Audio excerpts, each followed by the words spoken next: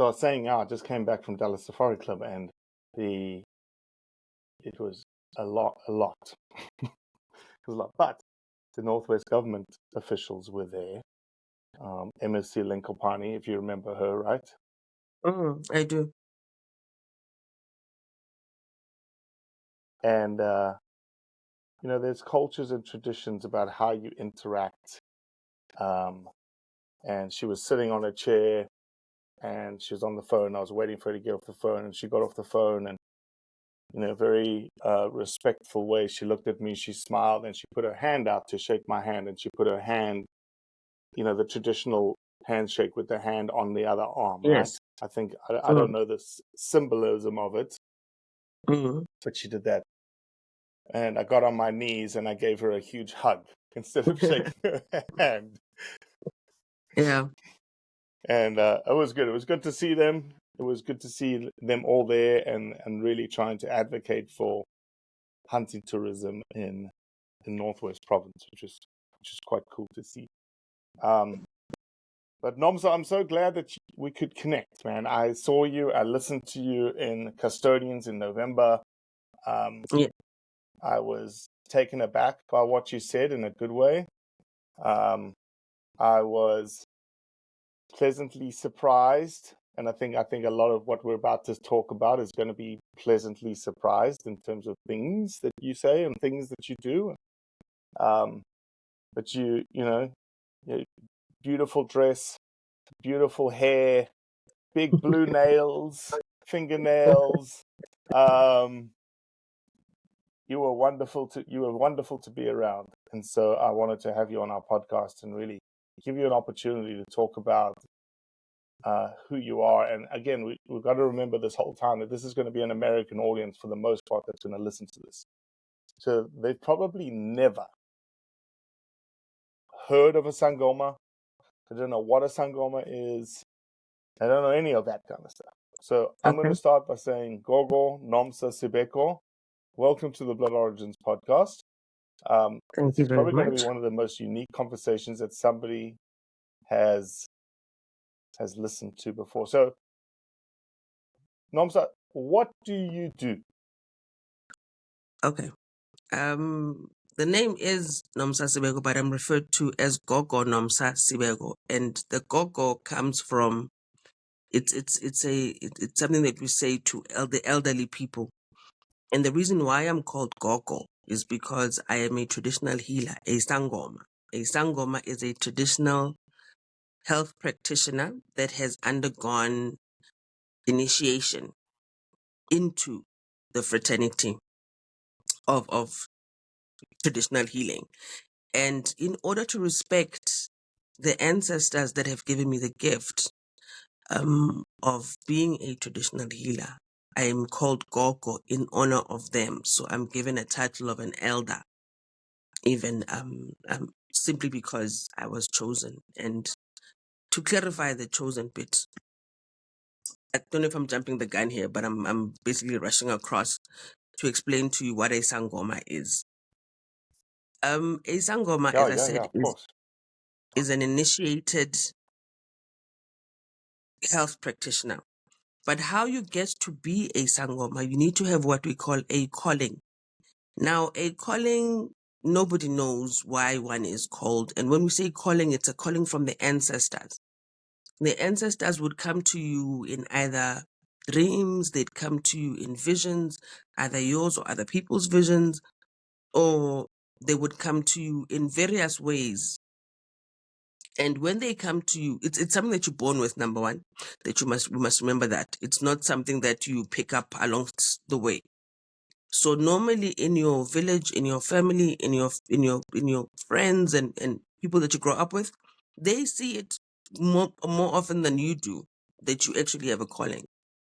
I discovered way late, after I even was initiated, after I was a Sangoma already, that apparently I was assisting people at even an early age, and I didn't even know that I was doing that. And all of them, when I was initiated, said, we always knew that you were going to be a Sangoma. So it's things like that. It's the community sees it, that you do have the calling. They basically affirm whatever visions that you are having, that you truly do have a calling to be a Sangoma. Gogo, what were they seeing? Were they seeing you like talking about dreams as a kid in the morning, going, "I saw this, I No. saw that last night," or what was it? It's not that. It's how you conduct yourself. What happened was an example of a lady who I grew up with, and about a couple of years ago, about 6 or 7 years ago, said to me, I always knew you were going to be a healer. Ngithi, how did you know? And you used to solve my problems for me. I spoke to you about something and you'd give me a solution to it as though you even knew what I was going through. So one solves people's problems, or you Oh, divine, you see the future, or you unravel their past and things like that, but without necessarily knowing that you're doing your calling. You're speaking because you're speaking. 3/4 of the conversations that she spoke about, I don't remember. I don't want to lie, but she and other people are all saying, no, we always knew that this is what you're going to do. And I nod my head as though I understand, but I don't remember the conversations. That's the truth.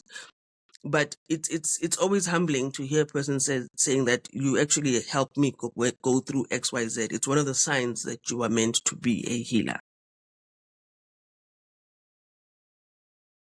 Yeah, that's what the that's calling is amazing. about. That's amazing. Yeah. So let me ask this: when like you've got this calling, you're going through your early teenage years. When maybe two questions here, Gogo. Is there a who that says, okay, now you're going to go and be initiated?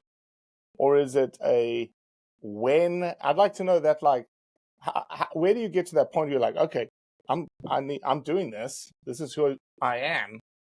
And Mm. now I have to get initiated. Like, how does that even start? How does it work?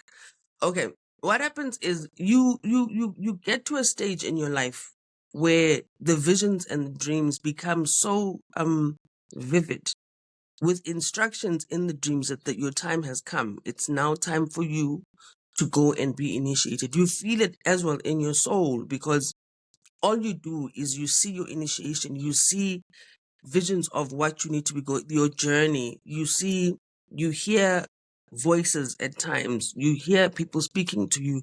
You hear your ancestors talking to you. Your dreams tell you, your ancestors would come to you in dreams and say to you, your time has come. You need to go and do this. Now, when that comes, there's no time frame. You never know when they decide that this is your time. I'm going to give you my personal example. When I was in matric, which was donkeys years Sure. ago, they started coming fast It and was only furious, for lack last of a year, better word. Gogo. Come on. You're a youngster. It was only last year.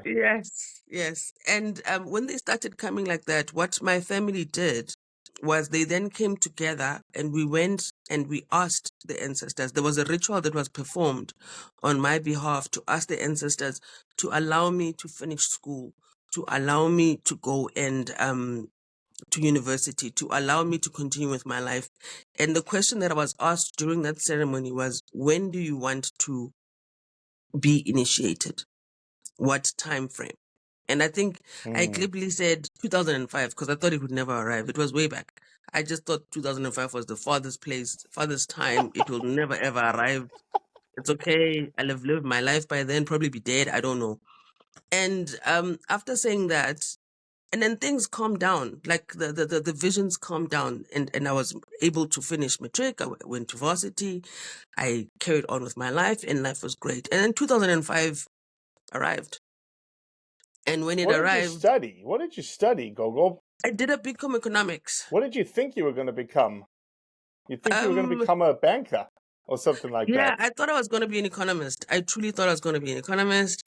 I thought my life was going to be full of numbers and money and greatness out there.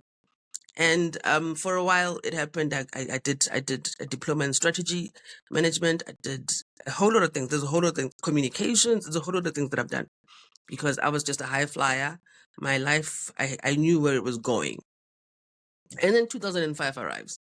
And when it arrives, then they start coming back again. And then the visions come. And then I'm saying, but I can't do this, guys. I'm earning a 5-figure salary here. My life is great. I cannot be going to do this calling thing.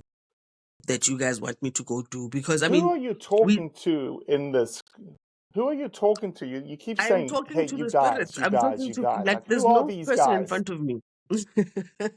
I'm talking to the ancestors. It's Oh, it's okay, it's it's okay. it's it's me speaking to the universe out there to say, no, I'm not ready. I don't want to do this. And unfortunately, when they come like that, and you've made a promise like that, their repercussions are very harsh. And I refused for the whole year to Hmm. go and do this. And in September, my house got burnt down. The one that I just recently bought, or my mother helped me buy. And What? the house burnt down, and the only thing left that was not burnt in that house was the ancestral cloth that was sitting on the side. And then my aunt says to me, "This does not need for us to find out why. Your time has come. You need to go." And this was in 2005. And then I ended up going in for initiation in 2006 and finishing my initiation in October the 14th of 2006. And I've been a traditional healer ever since then. Okay, hold And on, hold on, hold on. So where does the? Okay, that's a crazy story. Number one, freaking crazy. it's crazy. Yeah, if And I've got time to sit down and break it down number, for you, I promise you. well, break it down right now. This is why a podcast is what it is. Why is it crazier than No, that? How does it get I crazier than understand. that? It's deeper than that. But at the end of the day, it shows you that you are not necessarily in control of where you want your life to be. You would like for it to. You would like for yourself to be in control, but the truth of the matter is, it's not that easy.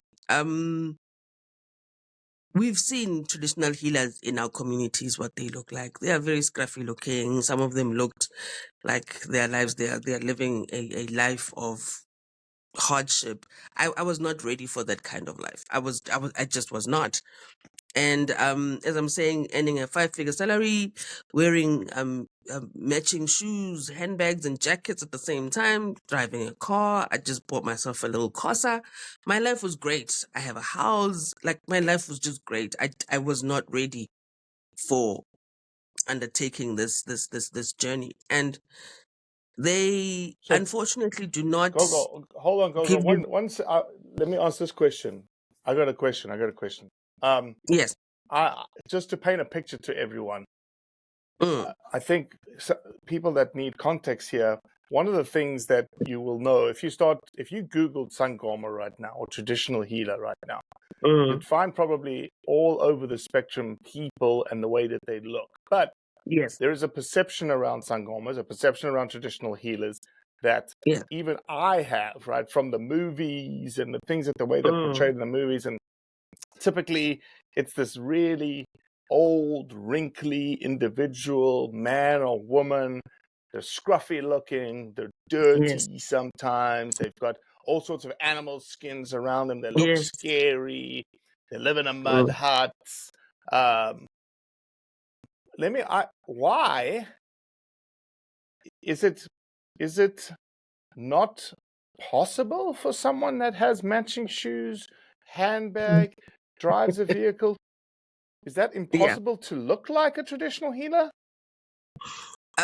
You see, at the time, my image of a traditional healer was exactly what you had as an image of a traditional healer. For me, they were scruffy looking, they lived in huts, they painted themselves with funny things.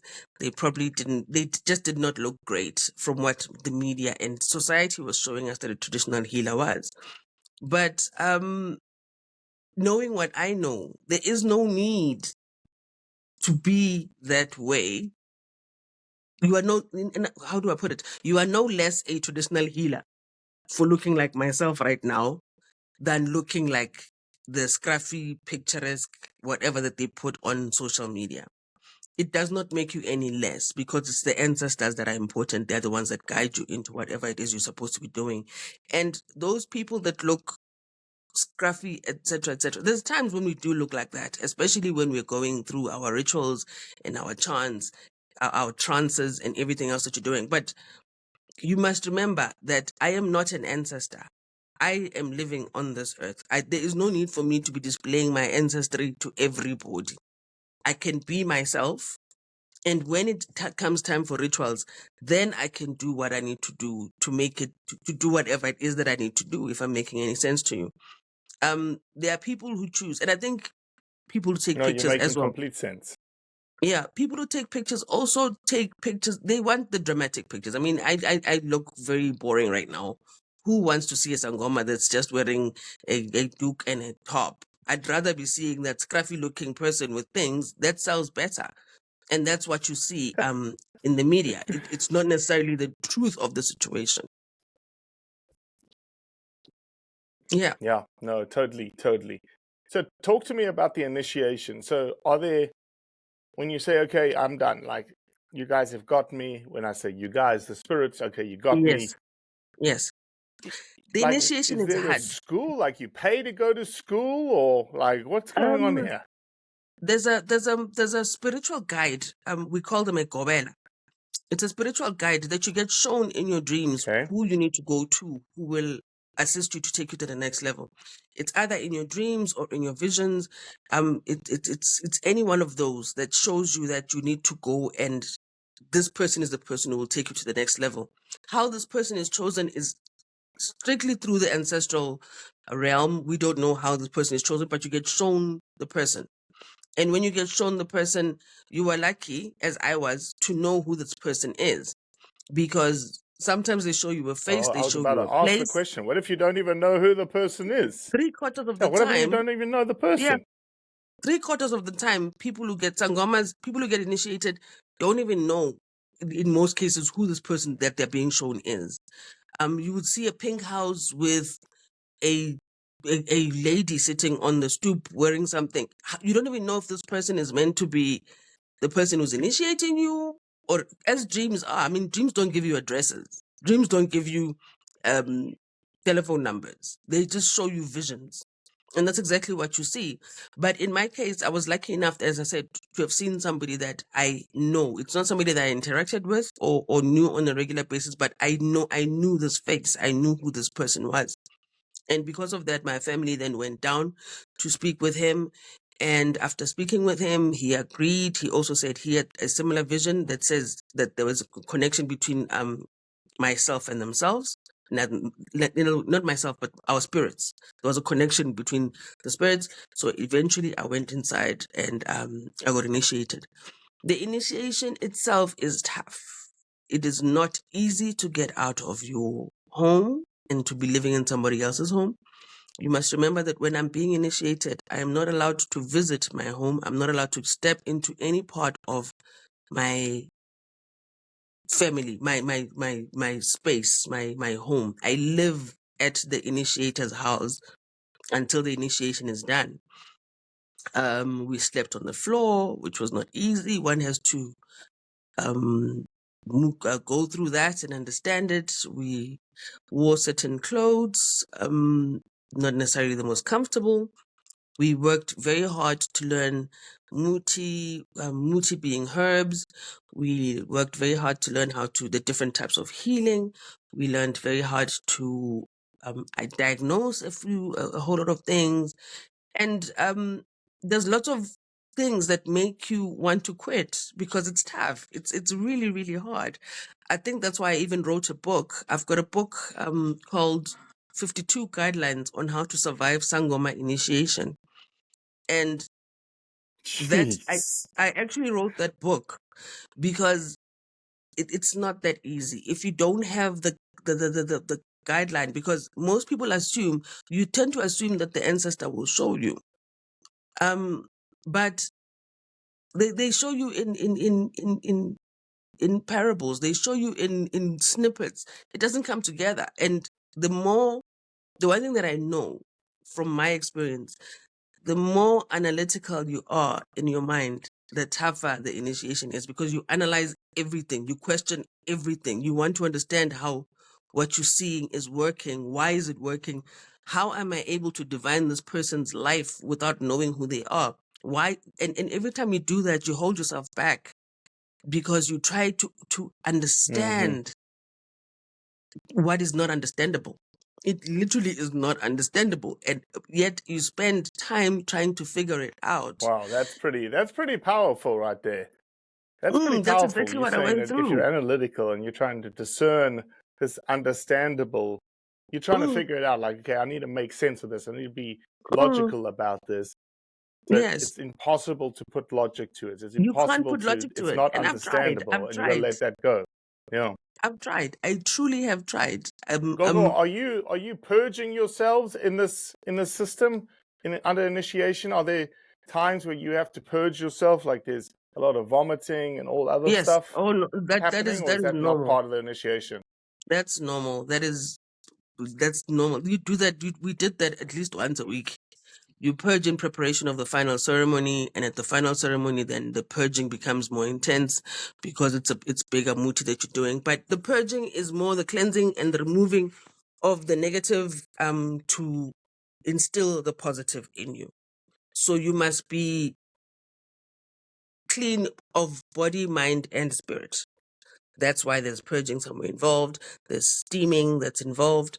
There's herbs that you must drink that purify your body. There is no anything. Basically, the book that I've written, as I'm saying, writes down everything that you need to know if you're an initiator, if you're an initiate, if you're a family of an initiate, or even if you are close to an initiate, so that you understand what it is that they're going to go through. It's not a book that reveals any secrets, but it tells you how to conduct yourself as an initiate inside and what your family needs to expect of an initiate, which then it gives you an insight into what happens inside the ceremonies, because you must remember the ceremonies are actually sacrosanct. That's something that's supposed to be kept between yourself and your trainer. But there are basic things that make the journey less hectic, like bringing comfortable shoes, like don't use any electronic devices like Mm. your cell phones and stuff like that. Like you need to take out drums every morning. Remember to take them out. You must take them out and put them in the sun so that the sun can dry them and make them more solid, because you're going to use those drums in a couple of hours. We had to Gita is ancestral dance every single day in the afternoon and at 3 a.m. So I was very thin by the time I came out of initiation. Don't look at this fat face right now. I was super, super thin. I think I was a size 26 or something. Because you exercises. Morning, noon, and night. There was dancing in the morning, there's dancing in the afternoon, there's dancing at 3 a.m. in the morning. And the dancing is more of invoking the Yes. spirit, where the spirit actually speaks and says what it needs to say. And then there's this meeting of patients, and you graduate from meeting them, being able to touch them, to being able to divine for them, so that it prepares you that by the time you get out and you get home, you are able to do what you were trained to do. It's a scary, scary thought to know that you're holding a person's life in your hand and you are guiding this person. Whatever you say should direct a person to be a better person. So every single time during initiation, when you were told to assist a patient, it was stressful. The only thing that you had to fall back on was that your instructor was there with you. So you knew that I have a safety net. It's not the same when you get home. When you get home, it's scary as hell because you are on your own and you hear that people are outside waiting for you. And now you're thinking, what if the spirit is not here today? What if I don't understand what I'm doing? What if I tell these Mm-hmm. people something and they tell me it's not the right thing? But you gain the confidence in your spirit as you do what you do, when you realize that it's always there with you. When people nod when you talk, which basically means I can hear what you're saying and you're speaking what I want to hear. That's how you get validation. But it's a tough one. It goes a lot with understanding yourself and your spirit, because initiation is about teaching you how to connect with your spirit and how to work in tandem, how to work together. Because you must remember the spirit is living in your body and it's working through you. It has knowledge, it has understanding. The spirits have lived, the ancestors have lived before, but they need to then come back to pass on the knowledge that they had. And you are the vessel that will pass on that knowledge. But you need to be able to hear them in order to do what they're saying to you. That's what initiation is about, Yeah. to connect you and the spirit so that you can do what needs to be done to heal your community. So yeah, it's an Gogo, interesting world. one of the talk that you gave at Custodians is all about, like, I think the theme of the conference was sustainable use, and I think you talked about sustainability. I'm curious to know, did that come from the initiation process? Like, is that where it started? Like, because I can assume different people initiate different ways. Obviously, people have different ways that they think, the way that they interact with nature and whatnot. Is that where it started with you, or did you over time realize, man, there's a different way to do this? Okay. As a traditional healer in South Africa, we use nature for everything. Everything, basically all our tools are nature. Meaning we use rivers, lakes, mountains, animals, trees, anything that's natural is our tool. So when I started as a traditional healer, there was no time to think about sustainability, etc., etc. It was you learning how to handle yourself as a traditional healer. But after I went home and I started practicing on my own, I actually realized that there's better ways of us doing what we are doing. There are more sustainable ways of us doing what we are doing, because I could see the damage that was being caused by what we are doing. I mean, it's very visible. 19 years ago, when I was initiated, there were lots of plants. There were lots of a certain type of plants out in the wild. Now, when I go look for the same plant, I can't find it, or I must move a bit further down to find that plant. It's no longer as big as it was when I was initiated. It's no longer as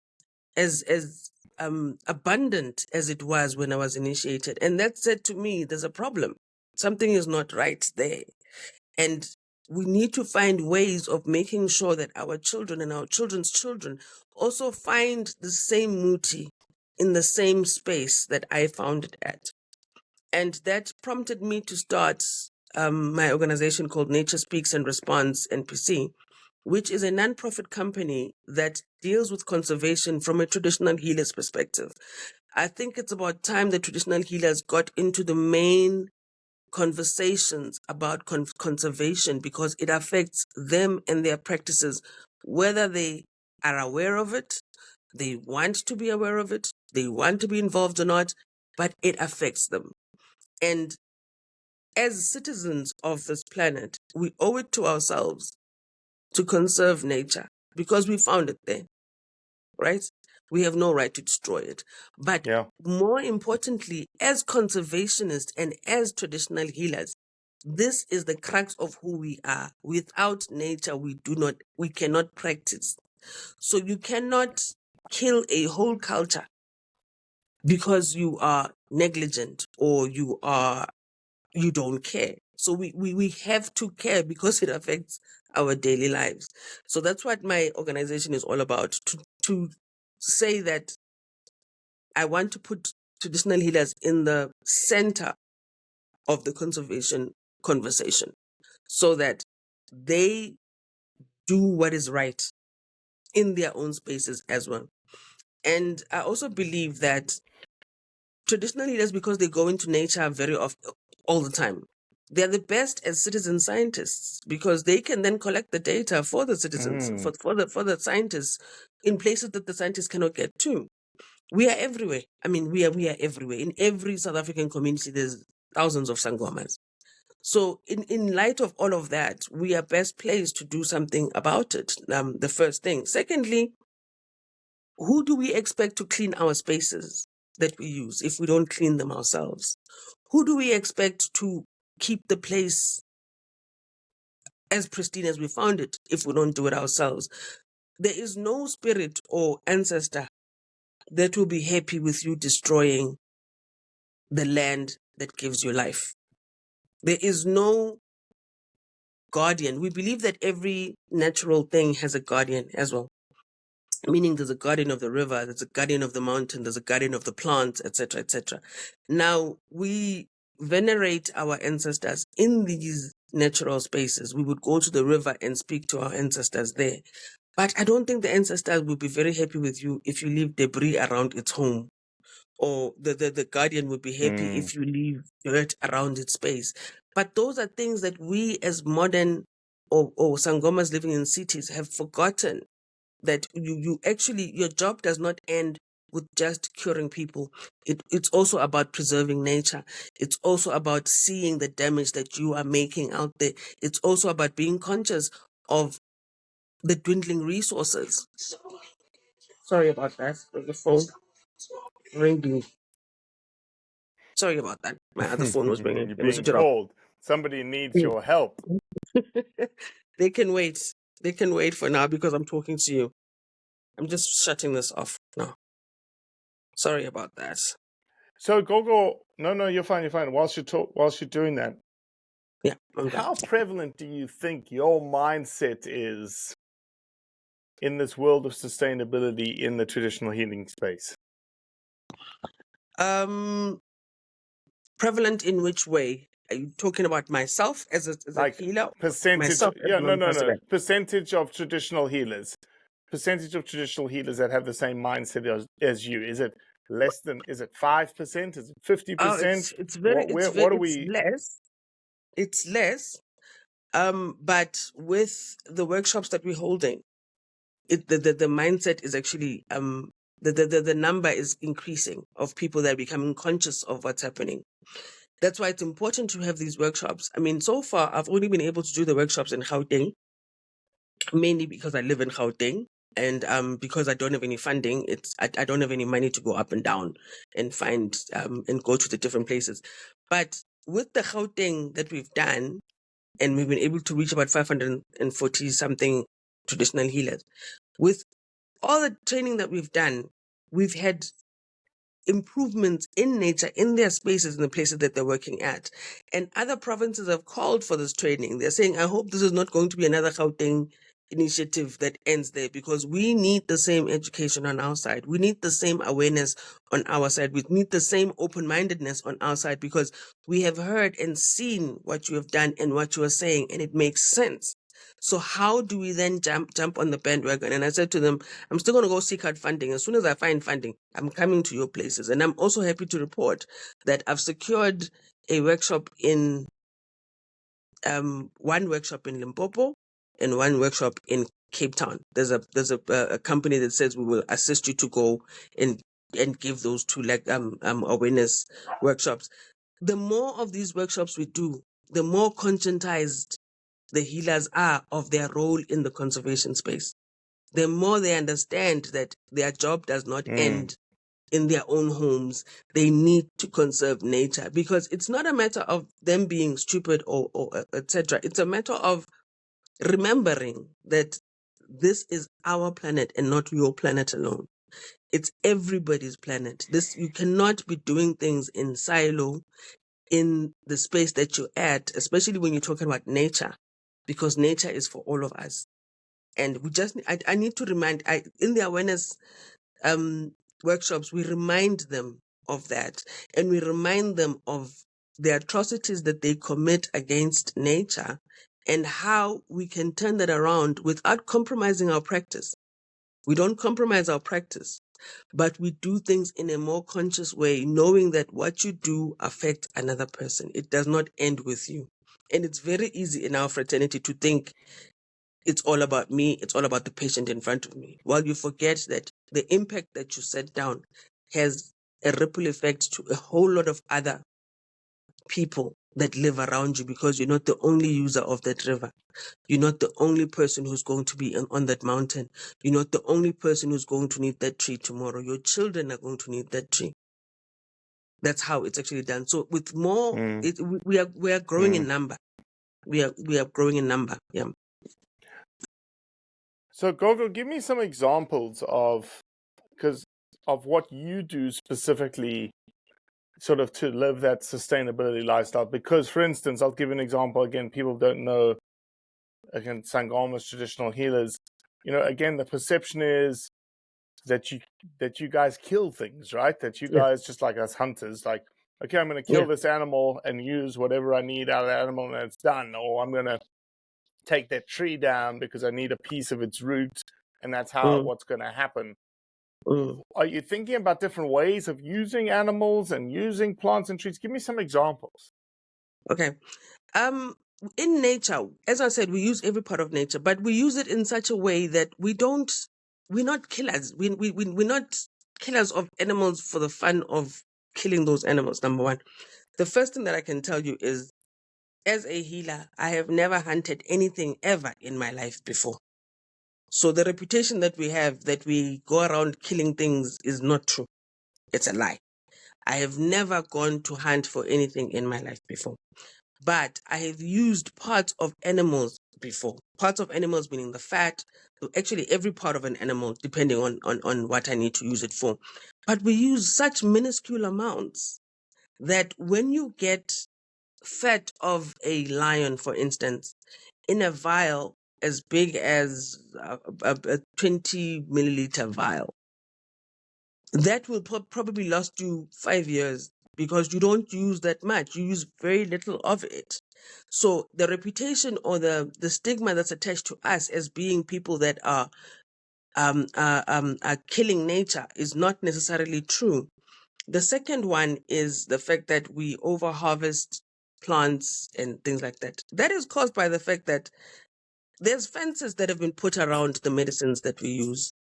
And because of these fences, when you find something, you end up taking more than you should. Whereas the truth of the matter is, you are going to use a tiny amount, 5 milligrams of something, to be able to put into something to heal a person. You don't use large quantities of muti in order to heal. But because you don't know whether you'll be restricted or allowed to come in the following day, you end up taking more than what you're supposed to take. And that is one of the reasons why we need to have collaborations and understanding when we're speaking to our farm owners, perhaps, or people that have the owners of these fenced areas, even the government with sand parks. They've closed in mutis that we need. And in closing them in, they are not, there's no working together. But if we could find a way, which is what Nature Speaks is trying to do, find a connection that will make the movement easier from one side to the other, so that the other one finds what they're looking for legally, and then the other side is happy with the sustainable use of whatever it is that they have found. And that goes with training and understanding each other and knowing where to meet each other and how to take this thing forward to the next level. The example is going to be hunters and traditional healers. You hunt what you hunt out there, but you do not necessarily use everything that is on that animal as soon as you're done. Whereas we need that. We need those byproducts that you discard. Instead of cremating the bones, you can give them to us. We can use them because we use them in our muti. Instead of throwing away, I don't know what you do with them, or burying or whatever, you can give the animal to us, and we can then break it down and then share it amongst ourselves, or even sell them to us. We don't have a lot of money. It's not necessarily people with lots of money, but I can buy as I buy in Faraday or any muti market. I go to muti markets right now to buy my animal products. That's where I get them from. So if I needed, for instance, aren't you worried about those muti markets doing more damage than good? They actually are doing more damage than good at the moment, because they are hunting in our name, and they're saying that they're hunting for us, or they're killing for us, or they're getting whatever that they're getting for us. But the truth of the matter is, they have got such large quantities of whatever it is that they have that it can actually sustain them and their spaces for quite a while. But when I did a study with them recently, and I went to speak to the people in the multi markets to find out, how do we solve the problem? And they said to me, Sisi, the problem is not us. The problem is the primary hunters, the people who go hunt, because the people in the multi markets are not the hunters. There are snarers, there are poachers, there's the base guy, the guy who walks in the veld or in the bush is where we need to solve the problem from. Because as the Muti guy says, I don't go out hunting, but if a person comes here with a lion, I will buy it. If they come tomorrow with another lion, I will buy it. If they come on the third day with another lion, I will buy it because I'd rather have stock in here than none at all. But one lion can last me a whole year if I'm selling it. Am I making sense to you? So the problem no, is look, it's called tragedy of the commons. It's called tragedy of the commons, which is if I'm not going to take it, somebody else is going to take it. So somebody I else, might they as well literally do say it that. right now. And Mm. I think it's yeah, and I think your mindset is exactly where we're trending in terms of our mindset, which is sustainability of natural resources has to be sort of the forefront of your brain, especially in a profession like yours, because let's be honest, as you've probably realized in the 20 years that you've been practicing, which you have, which is why you have the mindset that you operate under, spaces are getting squeezed. Yes. There's less opportunity for everyone. Yes. Wildlife is getting squeezed. Wildlife is getting removed. Populations are growing. And from a traditional healer, that means probably more business, more pressure on the resources, more pressure. And so there's this downward spiral that if you do not take note and you do not take care and you do not think of like, okay, guys, hey, whoa. Is there a way to like not take it all? Take a portion so that there's a portion next time, and then there's a portion next time, and there's a portion next time. It's almost like you have to have that mindset. Otherwise, you're going to go, you guys, and the idea of traditional healing is going to be something of myth in the past. Yeah. That's the problem that we're having. And that's why it's important for us to conscientize people on how to do things better, how to do things in a sustainable way. If every healer out there did things sustainably, we would make a dent in the conservation space because we are everywhere. The truth is we are everywhere. I want us to play our part in conserving whatever resources that are there. But in us doing that, we need to extend that to those that go and harvest on our behalf, to not harvest as much and to teach them as well. I think that's where Nature Speaks also comes in. I want to teach those that harvest on our behalf how to harvest sustainably, how to make sure that this thing grows in the future. And we want to reduce the reliance on multi-markets by teaching healers how to grow some of these plants themselves. It's the second phase of what we're going to be doing this year if everything goes according to my plans, because I want to teach healers on how to grow their own plants so that they are less at the multi-market. If the market is not visited as often, they will see that there is no need for them to do whatever it is that they're doing. Because then the seller would then say to the person who brings the stuff, I don't need this, I've got enough of it. Then they'll stop taking it out, if I'm making sense.